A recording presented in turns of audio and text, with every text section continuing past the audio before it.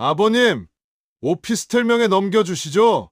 강태수는 손에 든 술잔을 떨어뜨릴 뻔했습니다. 62세의 그는 딸 민지의 고급 빌라 거실에서 설날 저녁을 맞이하고 있었습니다. 사위 준혁이 웃으며 그렇게 말했을 때 태수의 심장은 미친 듯이 쿵쾅거리기 시작했습니다. 투자용으로 쓸 거예요. 아버님 노후는 저희가 책임질게요. 준혁의 목소리는 부드러웠지만 그 안에는 계산된 무언가가 숨어 있었습니다. 태수의 손이 떨렸습니다. 입술이 바짝 말랐습니다. 25평짜리 여의도 오피스텔. 그것은 아내와 함께 25년 전에 장만한 유일한 재산이었습니다. 월세 150만 원. 그 돈이 태수의 생활비 전부였습니다. 밥값도, 전기료도, 약값도 모두 그 돈에서 나왔습니다. 그게 그 돈으로 내가 살고 있는데. 태수의 목소리가 떨렸습니다. 딸 민지가 소파에서 일어나 천천히 다가왔습니다. 그녀는 샤넬 가방을 옆구리에 낀 채 에르메스 스카프를 목에 두르고 있었습니다. 아빠, 우리가 전세 알아봐 드릴게요. 보증금 3억짜리로요. 그게 더 안정적이잖아요. 오피스텔은 우리가 관리하는 게 훨씬 나아요. 준혁의 어머니가 웃으며 고개를 끄덕였습니다. 손목의 다이아몬드 팔찌가 샹들리에 불빛에 반짝였습니다.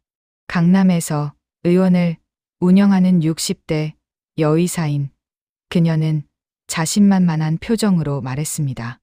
요즘은 미리미리 정리하는 게 좋아요. 우리도 벌써 23년 전에 아들 명의로 다 넘겼거든요. 부동산 7채, 건물 2채, 주식 30억어치까지요. 태수의 가슴이 답답했습니다. 손이 또 떨렸습니다. 눈물이 핑 돌았습니다. 불과 15분 전까지만 해도 상황은 달랐습니다. 아버님, 어서 오세요. 민지가 활짝 웃으며 현관문을 열었을 때 아빠 오셨어요. 손주들이 뛰어나왔을 때 태수는 행복했습니다. 하지만 차례상이 끝나고 어른들만 남았을 때 분위기가 완전히 바뀌었습니다. 준혁이 소파에 앉으며 조심스럽게 말을 꺼냈습니다. 아버님, 저희가 요즘 투자 기회를 하나 잡았는데요. 그리고 5분 후 날카로운 칼날 같은 말이 들어왔습니다. 오피스텔 명의를 넘겨주시면 어떨까요? 태수는 천천히 거실을 둘러봤습니다. 벽에 걸린 85인치 대형 TV, 3천만 원짜리 이탈리아 가죽 소파, 주방에 독일제, 최고급 냉장고, 거실 한쪽에 그랜드 피아노가 보였습니다. 그리고 구석에 놓인 낡은 보자기 하나.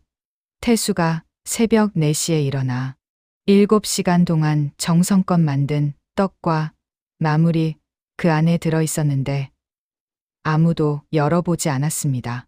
태수는 화장실로 갔습니다. 다리에 힘이 없었습니다. 손이 계속 떨렸습니다. 거울 속 자신의 모습이 보였습니다. 62세의 주름진 얼굴, 희끗희끗한 머리카락, 움푹 패인 눈두덩이가 그를 쳐다보고 있었습니다. 눈물이 흘렀습니다. 거울에 손을 짚었습니다. 차가운 타일이 손바닥에 닿는 느낌이 생생했습니다. 심장이 쿵쾅거렸습니다. 15년 전 아내가 세상을 떠난 뒤 태수는 완전히 혼자였습니다. 딸이 전부였습니다. 그는 매달 100만 원씩 손주 교육비를 보냈고 명절 때마다 50만 원을 챙겼으며 12년 전 딸이 집을 살 때는 1억 원을 보탰습니다. 그래도 부족하다는 거야. 태수의 입술이 떨렸습니다. 화장실 밖에서 웃음소리가 들렸습니다. 준혁과 그의 부모가 무언가를 이야기하고 있었습니다. 이제 정리만 하면 되는데 오피스텔 시세가 12억은 되던데. 그 소리가 화장실 문틈으로 새어 들어왔습니다. 태수는 세면대를 움켜쥐었습니다. 손이 심하게 떨렸습니다. 눈물이 멈추지 않았습니다. 그날 밤 11시 47분, 태수는 지하철에 몸을 실었습니다. 2호선 사량짜리 빈칸에는 형광등이 깜빡거리고 있었고, 바닥에는 설날 음식 냄새가 희미하게 배어 있었습니다. 사람들은 모두 행복해 보였습니다. 선물 보따리를 든 가족들이 웃고 떠들었고, 누군가는 케이크 상자를 조심스럽게 들고 있었습니다. 태수만 혼자였습니다. 빈손으로, 무거운 가슴으로, 손은 계속 떨렸습니다. 창밖으로 어둠이 스쳐갔습니다. 터널, 불빛 또 터널, 반복되는 풍경이 지나갔습니다. 25년, 태수는 생각했습니다. 25년 전, 아내와 함께 여의도 오피스텔을 계약하던 그날이 떠올랐습니다. 계약금 3천만 원을 손에 쥐고 부동산에 갔을 때 아내가 그의 손을 꼭 잡으며 말했습니다. 여보, 우리 이제 시작이네요. 그러게, 열심히 살자. 그때의 따뜻한 기억이 아직도 생생했습니다. 20년 전, 딸 민지가 대학에 합격했을 때의 일도 기억났습니다. 등록금 800만 원을 태수는 오피스텔 월세로 냈습니다. 18년 전 딸의 결혼식 때는 축의금 5천만 원을 주었고, 그 돈을 마련하기 위해 적금을 깼습니다. 12년 전 딸이 집을 살 때는 1억 원을 보탰고, 태수는 오피스텔을 담보로 대출을 받아야 했습니다. 그리고 오늘 오피스텔 넘겨주시죠. 그 한마디가 모든 것을 바꿔놓았습니다. 태수의 눈물이 또 흘렀습니다. 집에 도착한 건 자정이 넘어서였습니다. 방 2개짜리 낡은 빌라, 25년째 살고 있는 곳이었습니다. 현관문을 열자 쾌쾌한 냄새가 코를 찔렀습니다. 곰팡이 냄새였습니다. 벽지가 군데군데 벗겨져 있었고, 천장에는 물이 샌 자국이 얼룩처럼 남아 있었습니다. 거실 선반에 아내 사진이 있었습니다. 17년 전에 찍은 사진. 아내가 떠난 지 15년이 흐른 지금까지 그 자리에 있었습니다. 태수는 사진 앞에 섰습니다. 손이 떨렸습니다.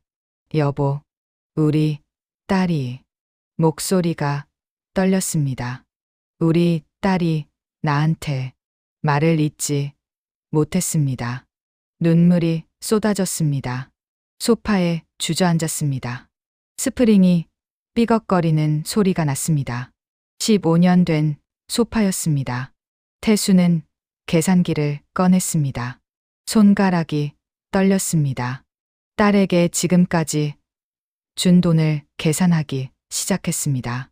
결혼 축의금 5천만 원, 18년 전. 집 살 때 보탠 돈 1억 원, 12년 전. 손주 돌잔치 비용 3천만 원, 7년 전. 손주 교육비 매달 100만 원씩 5년간, 총 6천만 원. 명절 용돈 매번 50만 원씩 15년간, 총 7,500만 원. 계산기 화면에 숫자가 떴습니다. 2억 3천 750만 원. 그래도 부족하단 거니. 태수의 목소리가 공허하게 울렸습니다. 손이 떨렸습니다. 눈물이 멈추지 않았습니다. 새벽 3시까지 잠이 오지 않았습니다. 천장을 바라봤습니다. 물샌 자국이 마치 어떤 지도처럼 보였습니다.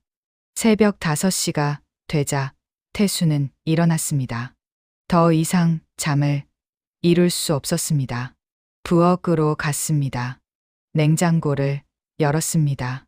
김치 한 통, 계란 5개, 우유 한 팩. 그게 전부였습니다. 가슴이 답답했습니다. 손은 여전히 떨렸습니다. 서재로 갔습니다. 오래된 책장이 먼지를 뒤집어 쓰고 있었고, 책장 뒤편에 파일 박스가 하나 놓여 있었습니다. 손이 떨리며 박스를 꺼냈습니다. 박스 겉면에는 먼지가 수북했습니다. 안에 필체로 중요 서류 2010년 4월이라고 적혀 있었습니다. 태수는 박스를 열었습니다. 손이 떨렸습니다. 낡은 서류 봉투들이 나왔습니다. 은행 통장 몇 개, 보험 증서들, 그리고 맨 아래 노란 봉투 하나가 있었습니다. 봉투를 꺼냈습니다. 봉인이 그대로였습니다. 15년간 한 번도 열어본 적이 없었습니다. 뜯었습니다. 손이 떨렸습니다. 안에서 등기권리증이 나왔습니다. 등기권리증, 소재지, 경기도 평택시 고덕면, 두릉리 157번지 3호, 면적 993제곱미터, 300평이었습니다. 태수는 숨을 멈췄습니다. 심장이 쿵쾅거렸습니다. 이게 뭐지? 그는 기억을 더듬기 시작했습니다. 손이 떨렸습니다. 17년 전 가을 10월 어느 날이었습니다. 아내가 흥분한 표정으로 집에 들어왔습니다. 여보, 나 오늘 경매 낙찰 받았어. 뭘? 땅, 평택 쪽에 300평짜리 땅, 얼마 주고? 5천만 원. 헐값이더라. 외곽 지역이라 아무도 안 봐서 싸게 나왔어. 태수는 그때 걱정스러웠습니다. 그 돈이면 적금 들지. 여보, 투자야 투자. 나중에 개발되면 대박 나는 거야. 믿어봐. 아내의 목소리가 아직도 귓가에 생생했습니다. 그 후 1년, 아내는 암 진단을 받았습니다. 2년간의 힘든 투병 생활 끝에 15년 전 봄, 세상을 떠났습니다. 땅은 완전히 잊혀졌습니다. 태수는 그 땅의 존재조차 기억하지 못했습니다. 태수는 등기권리증을 손에 쥐었습니다. 손이 떨렸습니다. 눈물이 핑 돌았습니다. 시계를 봤습니다. 새벽 6시 13분이었습니다. 컴퓨터를 켰습니다. 오래된 노트북이 천천히 부팅됐습니다. 3분이 걸렸습니다. 인터넷 창을 열었습니다. 손가락이 떨렸습니다.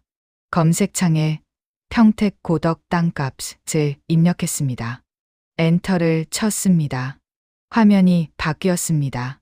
첫 번째 기사가 눈에 들어왔습니다. 삼성전자 평택 캠퍼스 3차 증설 확정. 총 투자액 35조 원 규모. 두 번째 기사. 고덕국제 신도시 배후단지 개발 본격화. 8만 세대 입주 예정. 세 번째 기사. 평택 고덕 일대 땅값 3년 새 무려 12배 폭등. 투자자 몰려 태수의 심장이 미친 듯이 뛰었습니다. 손이 더욱 심하게 떨렸습니다. 입술이 바짝 말랐습니다. 목이 타들어가는 것 같았습니다. 부동산 시세 사이트를 검색했습니다. 국토교통부 실거래가 공개 시스템을 클릭했습니다. 지역을 선택했습니다. 경기도 평택시 고덕면 거래 내역이 화면에 쏟아졌습니다. 고덕면 두릉리 150번지 150평 평당 1,520만 원 2개월 전 거래. 고덕면 두릉리 161번지 200평 평당 1,480만 원 1개월 전 거래. 고덕면 두릉리 145번지, 180평, 평당 1,550만 원, 3주 전 거래. 태수는 계산기 앱을 열었습니다. 손이 너무 떨려서 숫자를 2번이나 잘못 눌렀습니다. 다시 천천히 눌렀습니다. 300평 곱하기 1,500만 원. 계산 버튼을 눌렀습니다. 화면에 숫자가 떴습니다. 45억 원. 1월. 수가. 태수의 목소리가 떨렸습니다. 눈물이 쏟아졌습니다. 기쁨의 눈물이 아니었습니다.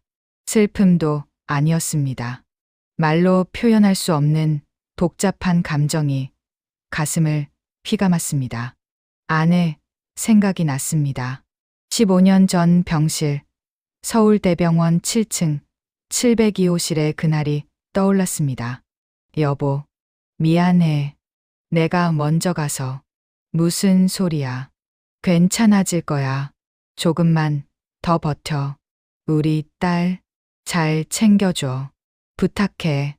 걱정 마. 내가 다 알아서 할게. 약속해. 그날의 약속. 15년 전에 그 약속이 가슴을 찔렀습니다. 태수는 눈물을 닦았습니다. 손이 떨렸습니다. 아내의 사진을 쳐다봤습니다. 여보, 당신이 남긴 땅이. 말을 잇지 못했습니다. 시계를 봤습니다. 새벽 7시 21분이었습니다. 옷을 입었습니다. 손이 떨렸습니다. 등기 권리증을 조심스럽게 가방에 넣었습니다.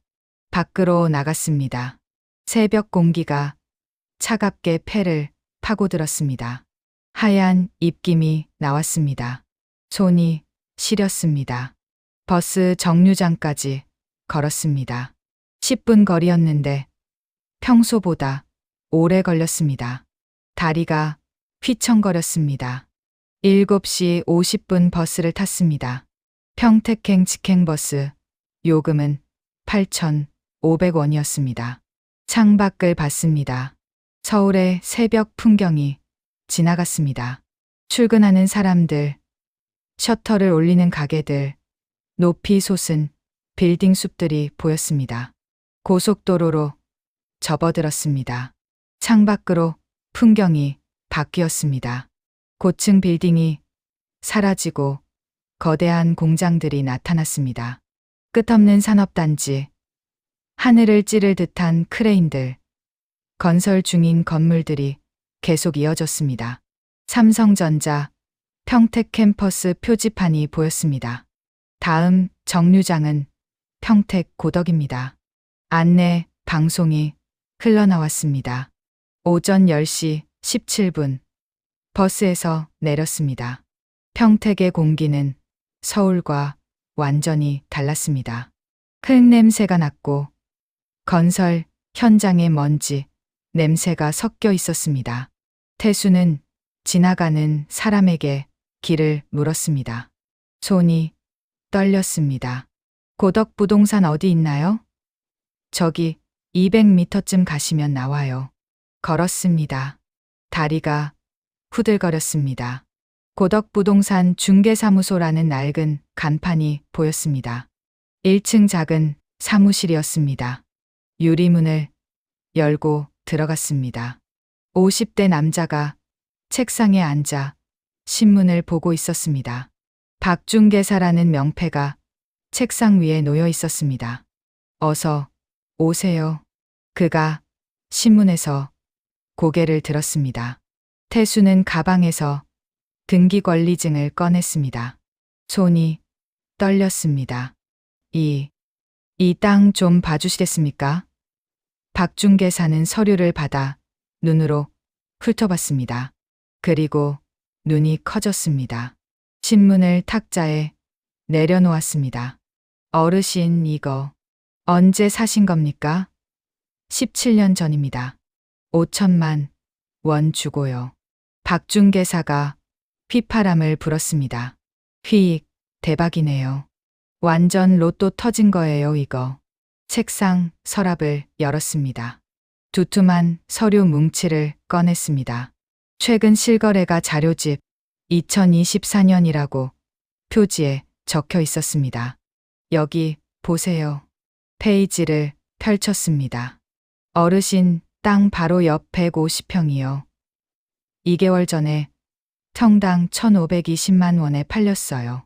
손가락으로 가리켰습니다. 총 22억 8천만 원이에요. 다음 장을 넘겼습니다. 여기는 200평입니다. 한 달 전 거래가예요. 평당 1,480만 원. 계산기를 두드렸습니다. 29억 6천만 원에 거래됐어요. 또 넘겼습니다. 이건 어제 계약 들어온 건데요.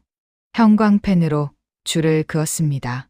250평, 평당 1,550만 원, 총 38억 7,500만 원입니다. 태수의 심장이 쿵쾅거렸습니다. 손이 계속 떨렸습니다.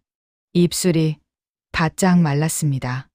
그럼 제 땅은 박중개사가 계산기를 다시 두드렸습니다. 딱딱딱딱 소리가 났습니다. 300평이면 말이죠. 잠시 멈췄습니다. 급하게 파시면 평당 1,300만 원, 39억 원입니다. 시간 여유 있으시면 평당 1,500만 원, 45억 원도 충분히 가능합니다. 지금 이 지역이 그만큼 뜨거워요. 태수는 의자에 털썩 앉았습니다. 다리에 힘이 완전히 풀렸습니다. 온몸이 떨렸습니다. 눈물이 흘렀습니다. 박중개사가 물 한 컵을 건넸습니다. 천천히 드세요. 태수는 물을 마셨습니다. 손이 떨려서 물이 입가로 흘렀습니다. 비밀로 해주실 수 있습니까? 예, 가족한테도. 아직 말 안 했습니다. 태수의 목소리가 떨렸습니다. 박중개사의 눈빛이 변했습니다. 30년 이 일을 해온 사람의 눈빛이었습니다. 알겠습니다. 고개를 끄덕였습니다. 이런 경우 정말 많이 봤어요. 특히 자식 문제는 말이죠. 말을 멈췄습니다. 아주 조심하셔야 합니다. 돈이 생기면 사람이 변하거든요. 5일이 지났습니다. 택배 벨이 울렸습니다. 빙동. 오후 2시 17분이었습니다. 태수는 현관문을 열었습니다. 택배 기사가 큰 상자를 들고 있었습니다. 강태수 고객님이세요? 네. 여기 사인해 주세요. 상자를 받았습니다. 무거웠습니다. 10kg은 될 것 같았습니다. 발신인을 봤습니다. 김민지, 딸이었습니다. 상자를 열었습니다. 손이 떨렸습니다. 고급 건강식품 세트였습니다. 정관장 홍삼 10박스가 들어 있었습니다. 가격표가 붙어 있었습니다. 298만 원. 상자 안에 쪽지가 있었습니다. 아빠, 건강 챙기세요. 사랑해요. 민지. 올림태수의 가슴이 답답했습니다. 다음 날 또 택배가 왔습니다. 오후 2시 23분이었습니다. 백화점 상품권 50만 원어치 10만 원권 5장이 들어 있었습니다. 그 다음 날 또 택배가 왔습니다. 오후 2시 08분이었습니다.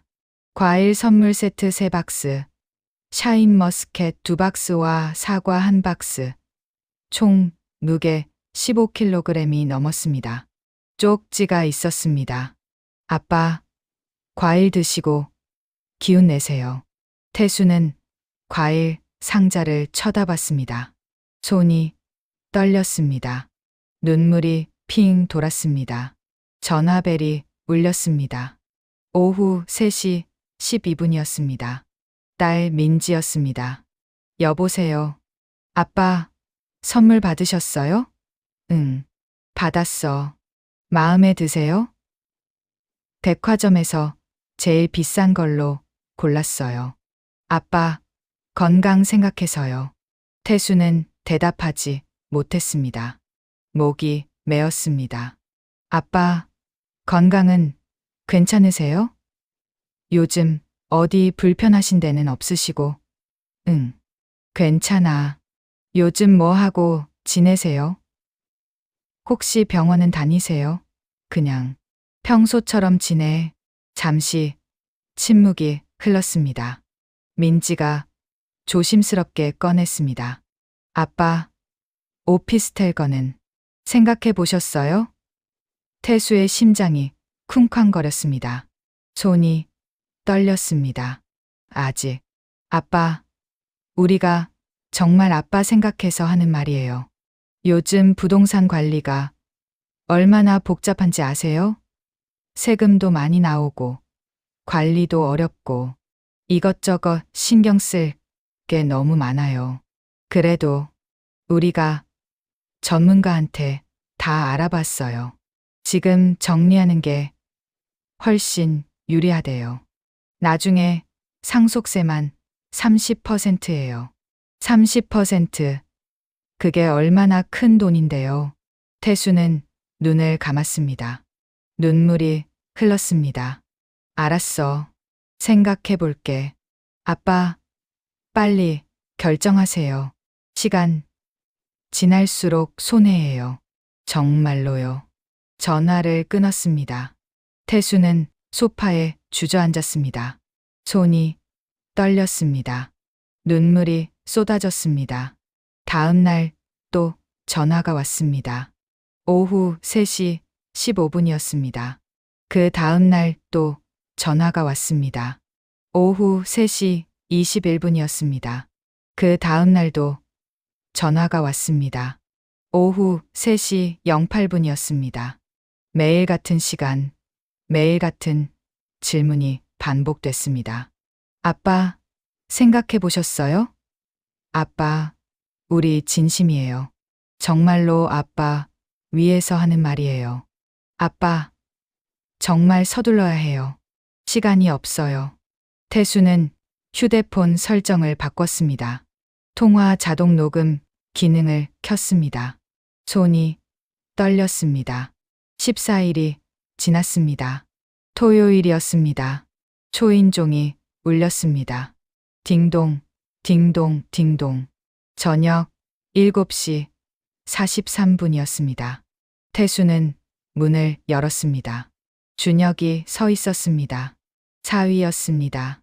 고급 양복을 입고 있었습니다.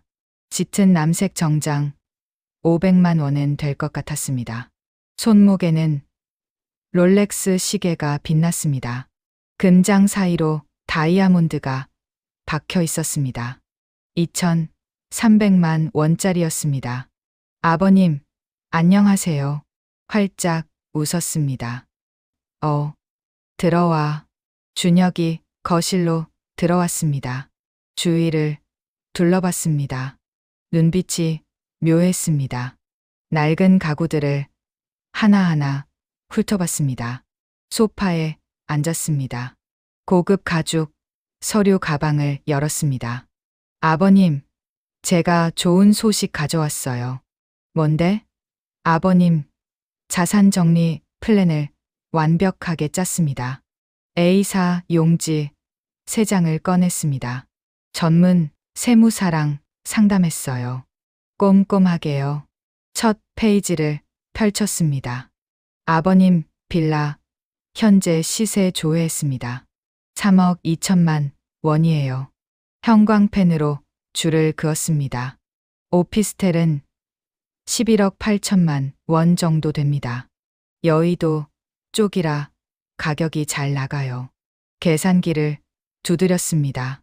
딱딱딱 소리가 났습니다. 합치면 15억 원입니다. 두 번째 페이지를 펼쳤습니다. 여기서 요양병원 입소 비용을 빼겠습니다. 보증금 5천만 원, 월 비용 350만 원씩 10년치 선납하면 4억 2천만 원이에요. 세 번째 페이지를 펼쳤습니다. 예비비로 5천만 원 빼면 10억 3천만 원 남습니다. 이걸 저희가 안전하게 투자해서 연 5% 수익 내면 말이죠. 다시 계산기를 두드렸습니다. 연간 5,150만 원입니다. 월로 환산하면 430만 원이에요. 준혁이 고개를 들었습니다. 웃고 있었습니다. 아버님, 노후 충분하죠? 넉넉하게 사실 수 있어요. 태수의 심장이 쿵쾅거렸습니다. 손이 떨렸습니다. 입술이 바짝 말랐습니다. 나는 요양원 안 간다고 했어. 준혁의 미소가 굳었습니다. 아버님, 혼자 계시면 정말 위험합니다. 만약 넘어지시면 어떡합니까? 화장실에서 쓰러지시면요? 목소리가 높아졌습니다. 치매라도 오시면 어쩌려고 그러세요? 난 아직 건강해. 태수의 목소리가 떨렸습니다. 눈물이 핑 돌았습니다. 준혁이 한숨을 쉬었습니다. 후, 아버님, 현실적으로 좀 생각하세요. 월세 150만 원으로 어떻게 사십니까? 식비, 전기료, 수도료, 가스비, 통신비, 병원비, 약값까지 손가락을 하나씩 꼽았습니다. 다 합치면 200만 원 훌쩍 넘어요. 지금 적자예요. 적자. 매달 50만 원씩 까먹고 계시는 거예요. 지금까지 잘 살았어. 그게 언제까지 가겠어요? 70대 되시면요? 80대 되시면요? 그때는 돈이 훨씬 더 많이 들어요. 태수는 자리에서 일어났습니다. 다리가 후들거렸습니다. 손이 떨렸습니다. 나가줘. 아버님, 나가라고. 목소리가 떨렸습니다. 눈물이 흘렀습니다. 준혁이 벌떡 일어났습니다. 얼굴이 붉어졌습니다. 정신 차리세요. 우리가 아버님 위해서 이러는 거예요. 아무나 이렇게 안 해요. 소리쳤습니다. 나가. 현관문이 쾅 닫혔습니다.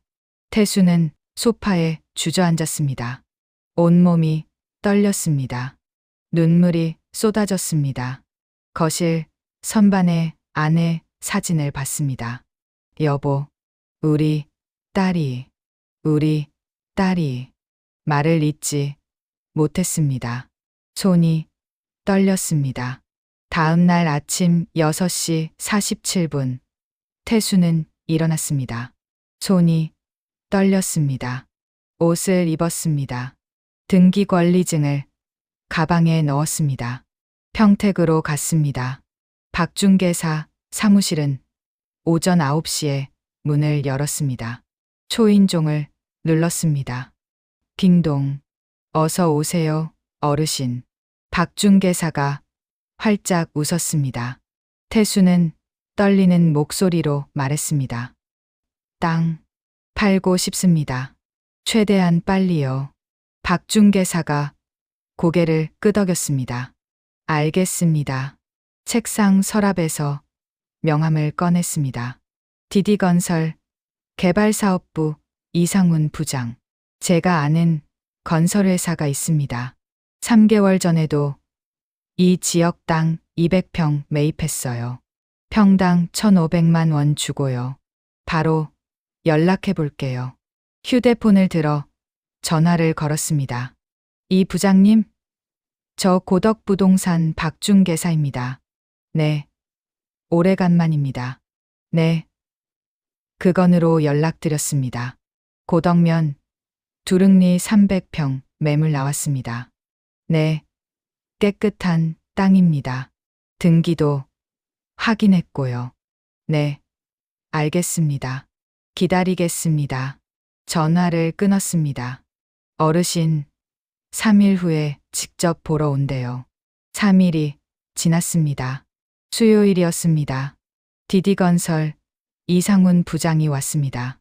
40대 중반의 남자였고 회색 양복을 입고 있었습니다. 땅을 보러 갔습니다. 자동차로 30분이 걸렸습니다. 현장에 도착했습니다. 넓은 공터였습니다. 300평, 주변은 개발이 한창이었습니다. 크레인 5대가 쉴 새 없이 움직이고 있었고, 시멘트 트럭들이 오가고 있었으며, 공사 소음이 귀를 찔렀습니다. 이 부장이 땅을 천천히 둘러봤습니다. 휴대폰으로 사진을 찍었습니다. 10장 넘게 찍었습니다. 좋습니다. 고개를 끄덕였습니다. 가격 협상 가능하시죠? 사무실로 돌아왔습니다. 매매가는 평당 1,400만 원으로 제시하겠습니다. 총 42억 원입니다. 이 부장이 말했습니다. 태수의 심장이 쿵쾅거렸습니다. 급하게 처리하시는 거니까 특별히 일주일 안에 계약 진행하겠습니다. 계약금 10억 원 먼저 입금하고요. 잔금 32억 원은 45일 후입니다. 태수는 고개를 끄덕였습니다. 손이 떨렸습니다. 계약서를 작성했습니다. 15장이나 되는 두꺼운 계약서였습니다. 손이 떨려서 서명하는데 시간이 걸렸습니다. 5일이 지났습니다. 월요일이었습니다. 오후 3시 21분 핸드폰에 문자가 왔습니다. 띠링. KB은행 입금 10억 원. 입금인 DD건설 주식회사. 태수는 은행 앱을 열었습니다. 손이 떨렸습니다. 잔액을 확인했습니다. 10억 47만 3천 원. 10억 원이 들어와 있었습니다. 심장이 미친 듯이 뛰었습니다. 손이 떨렸습니다. 눈물이 흘렀습니다. 소파에 앉았습니다. 온몸에 힘이 빠졌습니다. 거실 선반에 아내 사진을 봤습니다. 여보, 당신이 남긴 땅이 10억이 목이 메었습니다. 당신 덕분이야. 정말 당신 덕분이야.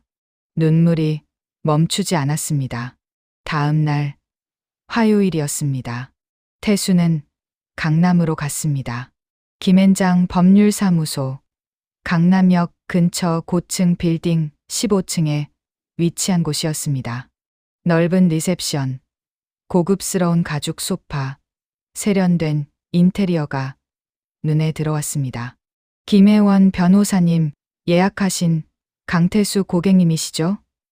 리셉션 직원이 물었습니다. 예. 15분만 기다려주세요.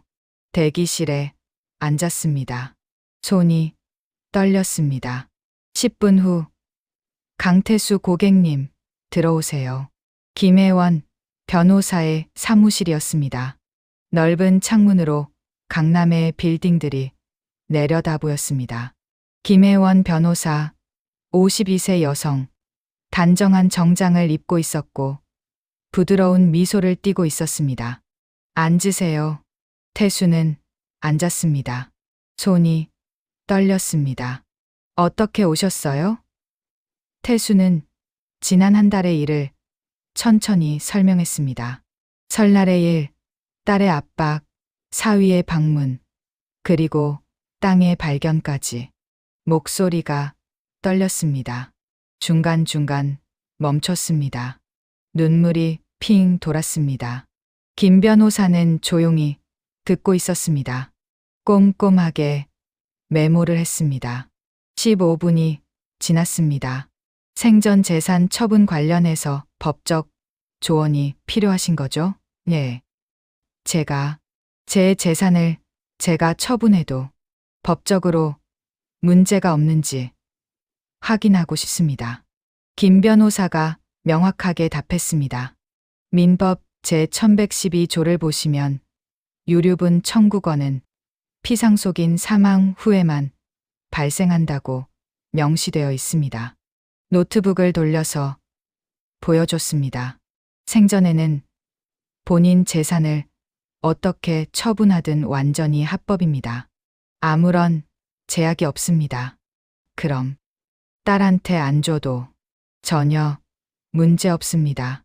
증여하지 않는 것과 유산 상속에서 배제하는 것은 전혀 다른 법적 문제입니다. 혼동하시면 안 됩니다. 태수의 가슴이 뜨거워졌습니다. 손이 떨렸습니다. 눈물이 흘렀습니다. 한 가지 중요한 조언을 드리겠습니다. 김 변호사가 자신의 명함을 건넸습니다. 모든 대화를 반드시 녹음하세요. 전화 통화든 직접 만남이든 문자 메시지든 모든 것을 기록으로 남기세요. 명함에 형광펜으로 줄을 그었습니다. 나중에 분쟁이 생기면 이게 결정적인 증거가 됩니다. 특히 재산을 노린 발언, 압박하는 발언들은 법정에서 매우 불리하게 작용하거든요. 이미 하고 있습니다. 정말 잘하셨네요. 현명하신 분이시군요. 태수는 여의도 오피스텔도 매물로 내놓았습니다. 부동산 중개사무소, 여의도역 2번 출구 근처의 믿음 부동산이었습니다. 시세는 12억 원 정도 됩니다. 50대 여자 중개사가 말했습니다. 위치가 정말 좋아서 금방 팔릴 거예요. 여의도는 수요가 많거든요. 2주가 지났습니다. 첫 번째 방문객이 왔습니다. 30대 신혼부부였습니다. 남자는 안경을 쓰고 있었고 여자는 임신 7개월이었습니다. 금액이 좀 센데요. 남자가 조심스럽게 말했습니다. 리모델링도 해야 할 것 같고요. 벽지도 다 바꿔야 하고. 여자가 덧붙였습니다. 조금만 깎아주시면 안 될까요? 신혼부부라 거절했습니다. 3주가 지났습니다. 두 번째 방문객이 왔습니다.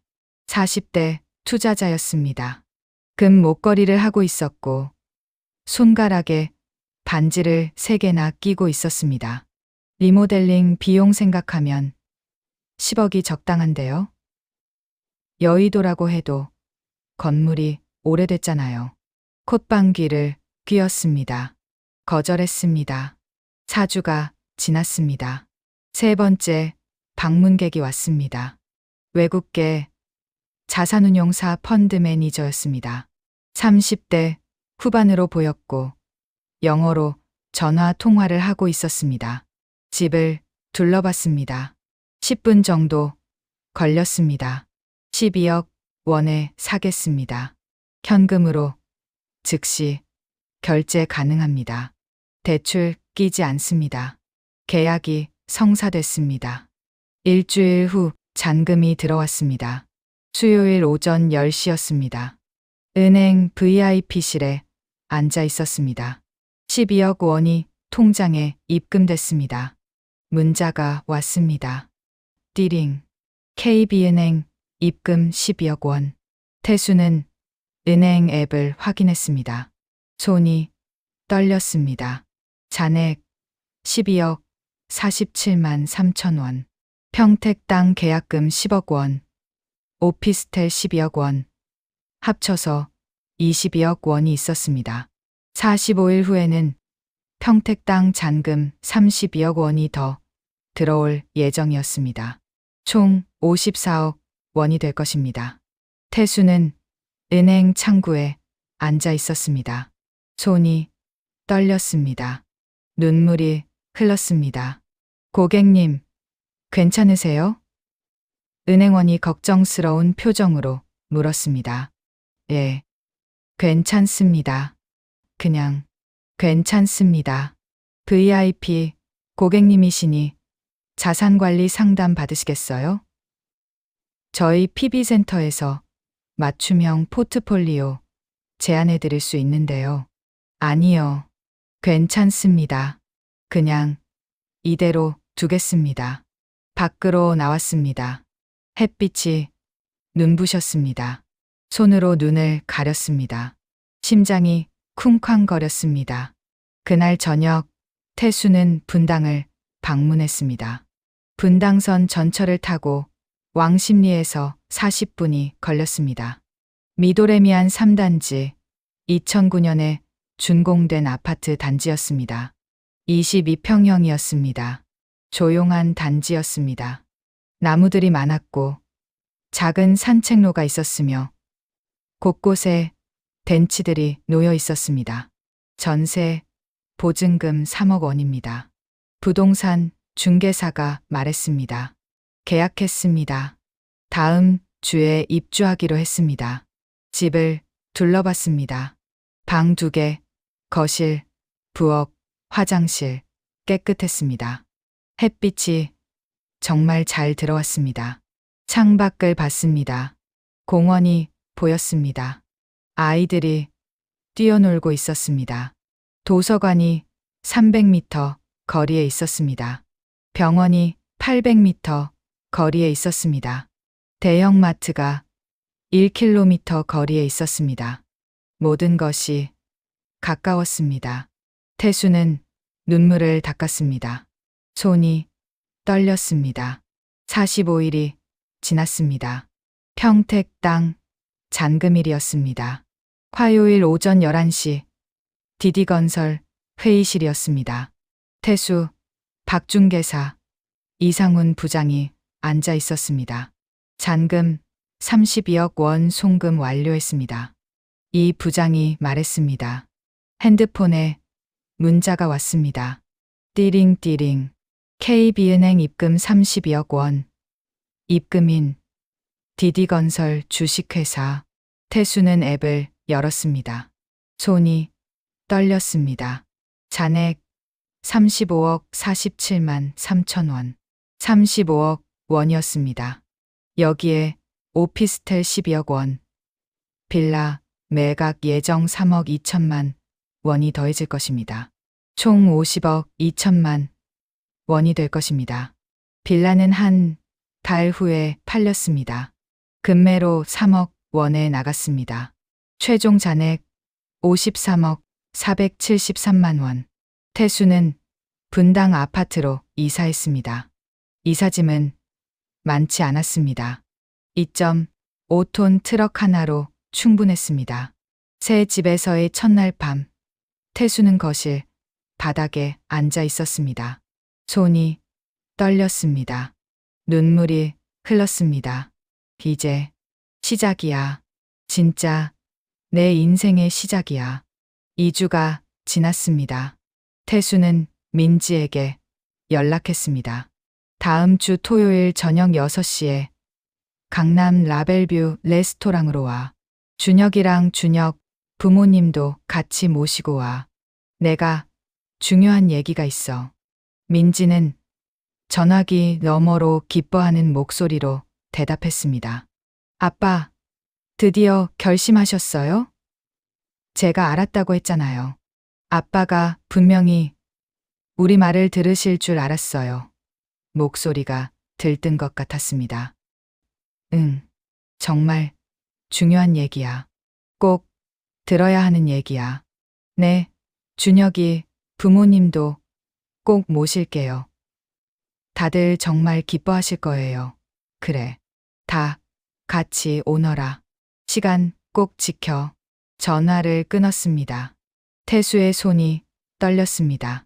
김혜원 변호사에게 연락했습니다. 변호사님, 그날 같이 가주실 수 있으세요? 네, 물론입니다.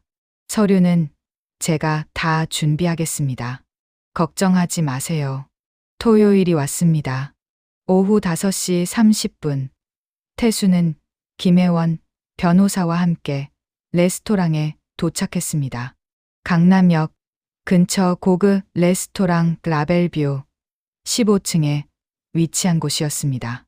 룸을 예약했습니다.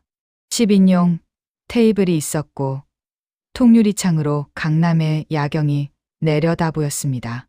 어르신, 긴장되시죠? 네. 떨립니다. 정말 많이 떨립니다. 태수의 손이 떨렸습니다. 김 변호사가 서류 가방을 펼쳤습니다.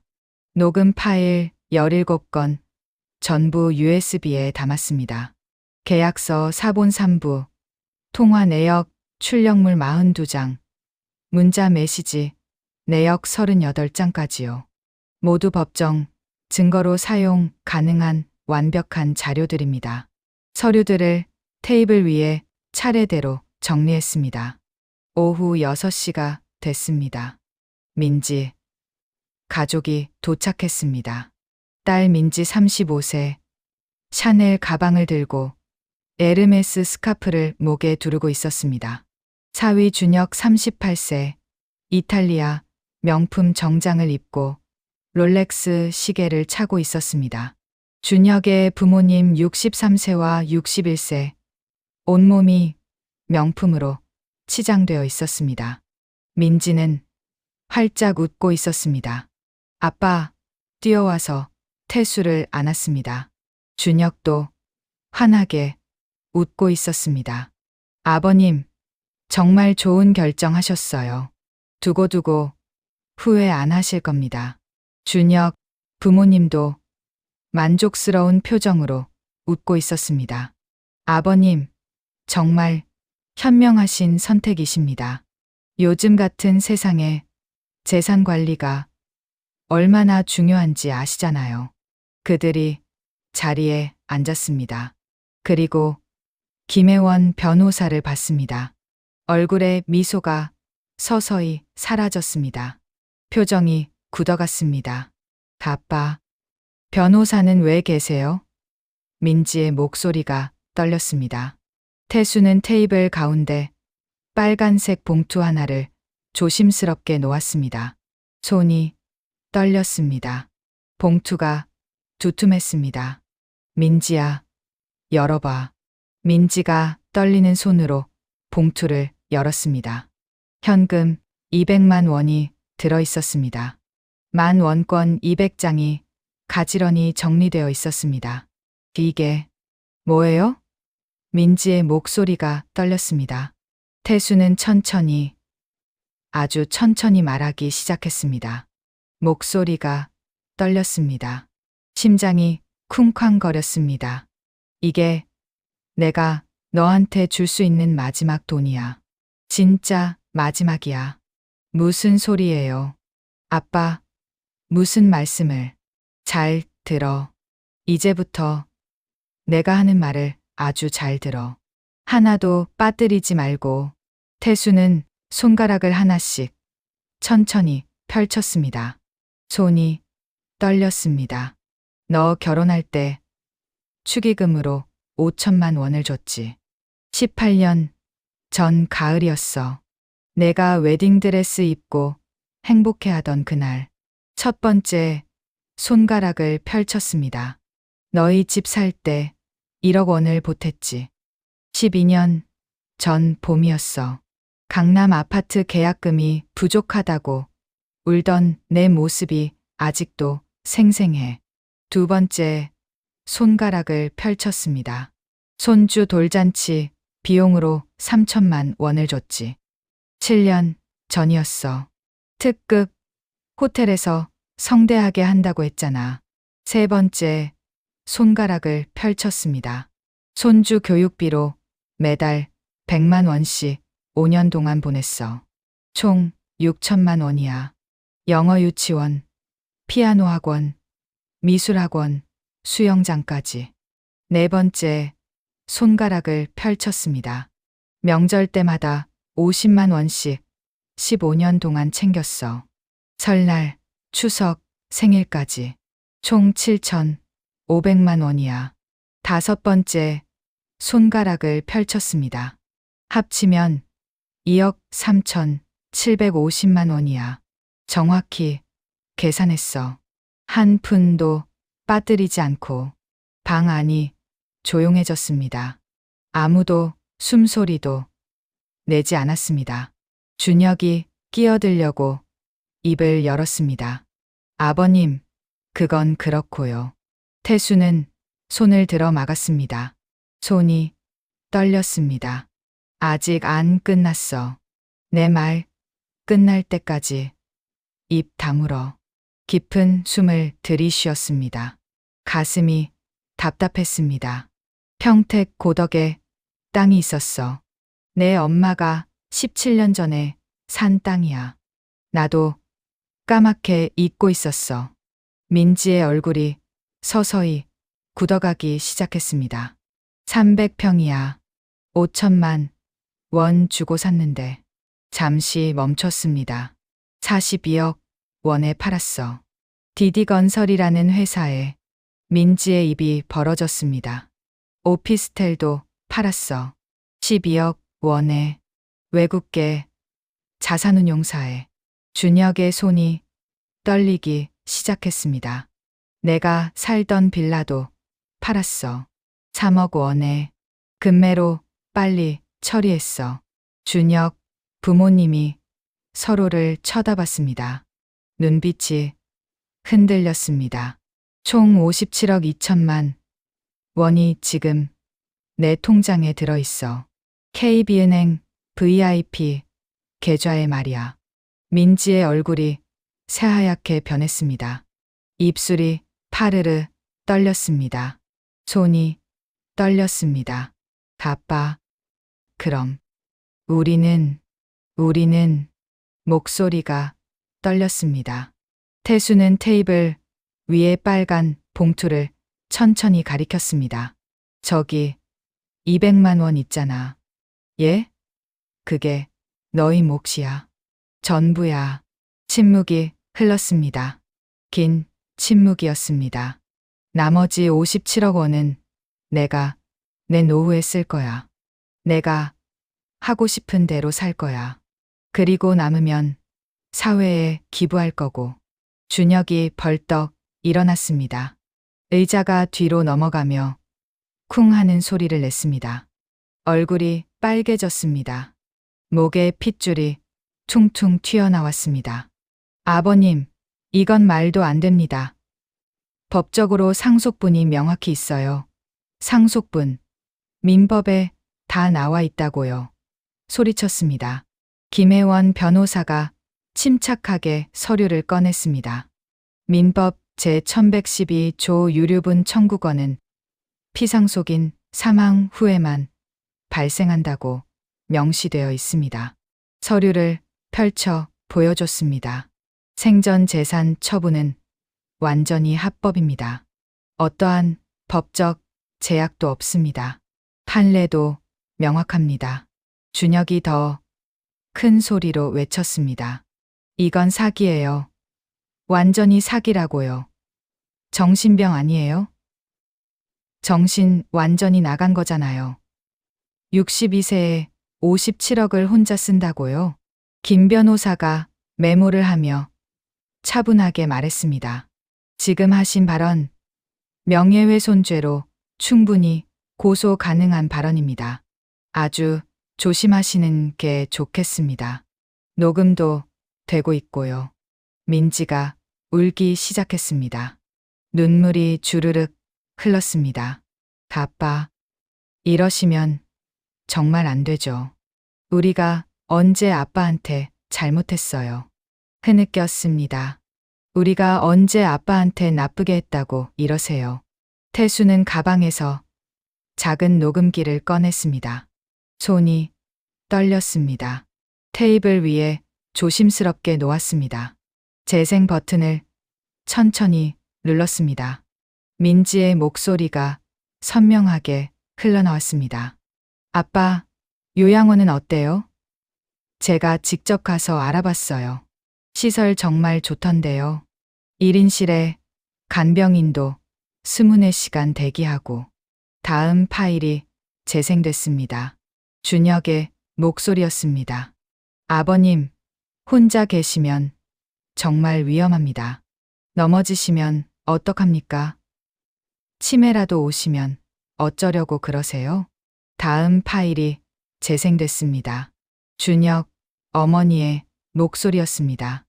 요즘은 미리미리 정리하는 게 정말 좋아요. 우리도 벌써 23년 전에 다 정리했어요. 부동산도, 건물도, 주식도 전부요. 다음 파일이 재생됐습니다. 준혁의 목소리가 또 들렸습니다. 아버님 빌라는 3억 2천만 원. 오피스텔은 11억 8천만 원이에요. 합치면 정확히 15억 원입니다. 여기서 요양병원 비용 빼고 우리가 안전하게 투자하면 월 430만 원은 나와요.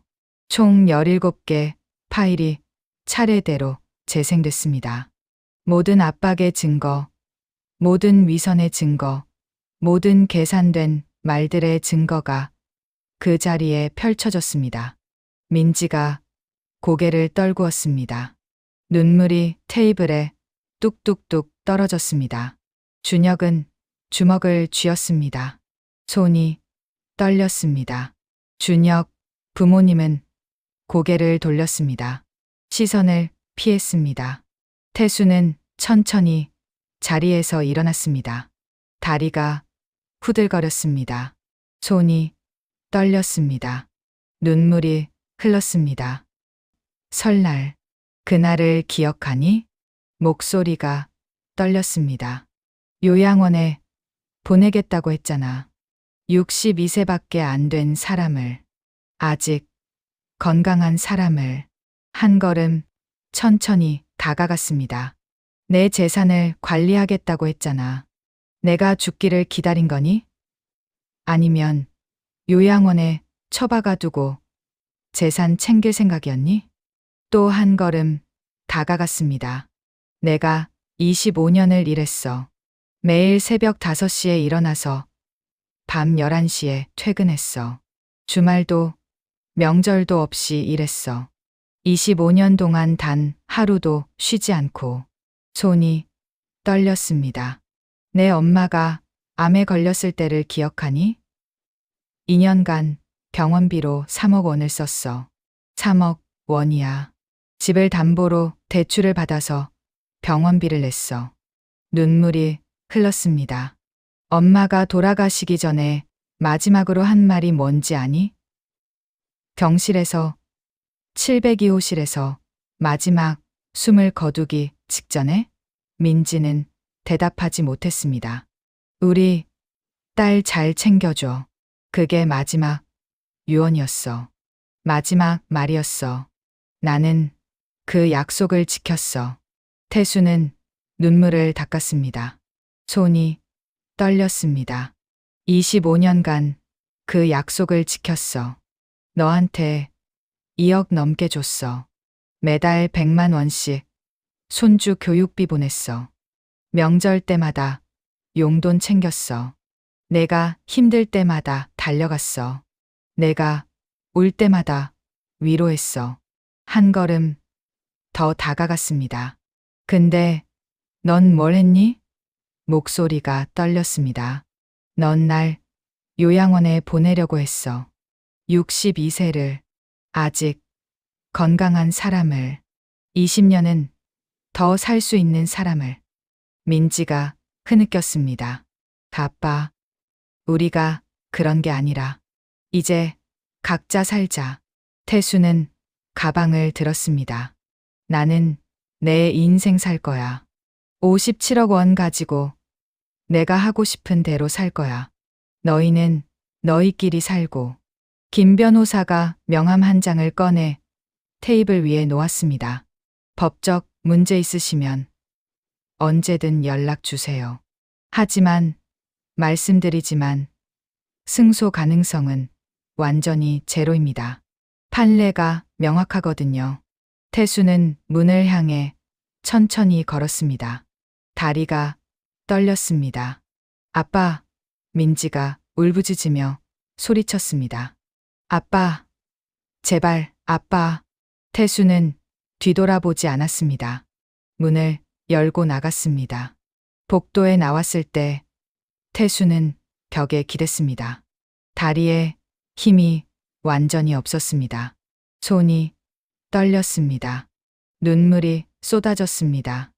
여보, 나 잘한 거 맞지? 내가 제대로 한 거 맞지? 중얼거렸습니다. 김 변호사가 어깨를 가볍게 두드렸습니다. 정말 잘하셨습니다. 용기 있는 결정이셨어요. 6개월이 흘렀습니다. 태수는 분당 아파트에서 평화롭게 살고 있습니다. 아침 7시 눈을 뜹니다. 햇살이 방 안으로 부드럽게 들어옵니다. 따뜻합니다.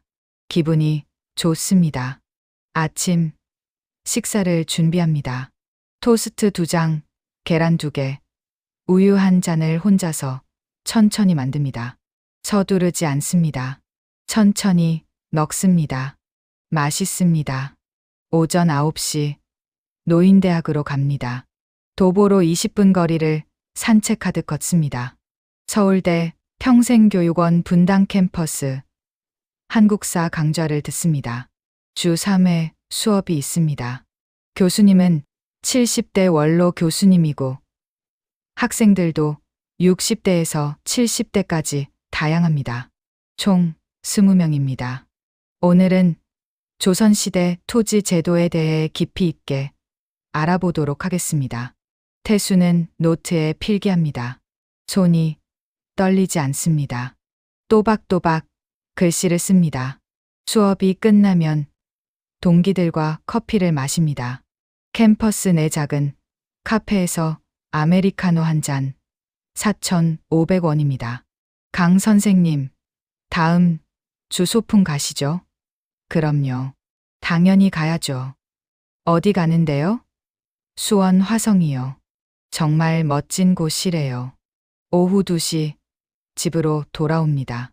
오후 3시 자원봉사센터로 갑니다. 분당구 자원봉사센터 독거노인 도시락 배달 봉사를 합니다. 주 2회 화요일과 목요일에 합니다. 도시락 10개를 차에 싣습니다. 2년 된 모닝 경차입니다. 첫 번째 집 75세 할머니가 혼자 삽니다. 어르신 도시락 가져왔어요. 아이고 고마워요. 정말 고마워요. 건강하세요. 다음 주에 또 올게요. 두 번째 집 80세 할아버지가 중풍으로 거동이 불편합니다. 할아버지 따뜻할 때 진지 드세요. 고맙네. 정말 고마워. 좋은 사람이야. 도시락 배달이 끝나면 오후 5시입니다. 저녁 6시 집에서 저녁을 먹습니다. 혼자 요리합니다. 김치찌개, 된장찌개, 고등어 구이를 번갈아 가며 만들어 먹습니다. 간단하게 만들지만 정성을 다합니다. 저녁 8시 TV를 봅니다.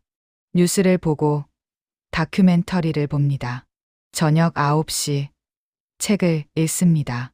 역사책, 소설, 에세이를 즐겨 읽습니다. 저녁 11시 잠자리에 듭니다. 평화롭습니다.